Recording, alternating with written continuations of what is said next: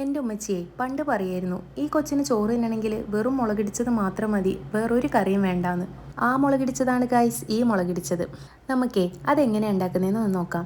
3 പച്ചമുളക് ഞാൻ ഇവിടെ എടുത്തിട്ടുണ്ട്. അതിൻ്റെ കൂടെ ചെറിയുള്ളി എടുത്തിട്ടുണ്ട്. പച്ചമുളകിന് പകരം കാന്താരി മുളകാണെങ്കിൽ അടിപൊളിയായിരിക്കും കേട്ടോ. ഇപ്പോൾ ഇവിടെ കാന്താരി ഇല്ലാത്തതുകൊണ്ടാണ് ഞാൻ പച്ചമുളക് എടുത്തത്. ഇനി വേണ്ടത് പുളിയാണ് കേട്ടോ. ഞാൻ കുറച്ച് നേരം വെള്ളത്തിലിട്ട് വെച്ച പുളിയാണ് എടുത്തിട്ടുള്ളത്. കുരുവും ഉണ്ട് കേട്ടോ അതിൻ്റെ കൂടെ.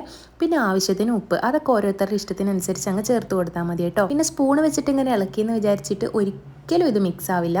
അതിന് നമുക്ക് ഇടിയങ്കല്ല് തന്നെ വേണം. അപ്പോൾ ഇടിയങ്കല്ലിലേക്ക് ഇതെല്ലാം കൂടെ പെറുക്കി കെട്ടിയിട്ടിട്ട് ഇത് നമുക്ക് നന്നായിട്ടൊന്ന് ചതച്ചെടുക്കാം. നല്ലപോലെ ചതക്കണം കേട്ടോ, എന്നാലേ ഇതൊന്ന് സെറ്റായി കിട്ടുള്ളൂ. പച്ചമുളക് കുറേ നേരം കിടന്നാലേ ചതഞ്ഞ് കിട്ടുള്ളൂ. ഒന്നാമതേ ഞാൻ നീളത്തിലാണ് ഇട്ടേക്കുന്നത്, അതുകൊണ്ടാണ് ചതയാൻ പാട്. ഈ ചമ്മന്തി നിങ്ങൾ മുമ്പ് കഴിച്ചിട്ടുണ്ടെങ്കിൽ ഒന്ന് കമൻറ്റ് ചെയ്യണം കേട്ടോ. ഇത് ഏറ്റവും അടിപൊളി എന്തിൻ്റെ കൂടെ കഴിക്കാനാണെന്നറിയോ? നമ്മൾ തലേന്നത്തെ തണുത്ത ചോറുണ്ടാവില്ലേ, പഴങ്കഞ്ഞീൻ്റെ കൂടെ അടിപൊളിയാണ്. ഞാൻ കഴിക്കുന്നത് എങ്ങനെയാണെന്ന് വെച്ചാൽ തണുത്ത ചോറുണ്ടാവും തലേന്നത്തെ, ആ ചോറിൻ്റെ കൂടെ ഇതിങ്ങനെ ഞെരടി കഴിക്കാൻ അടിപൊളിയാണ്. പിന്നെ കപ്പ നമ്മുടെ വീട്ടിലെ ദേശീയ ഭക്ഷണമായതുകൊണ്ട് കപ്പൻ്റെ കൂടെയും ഇങ്ങനെ കഴിക്കാറുണ്ട് കേട്ടോ.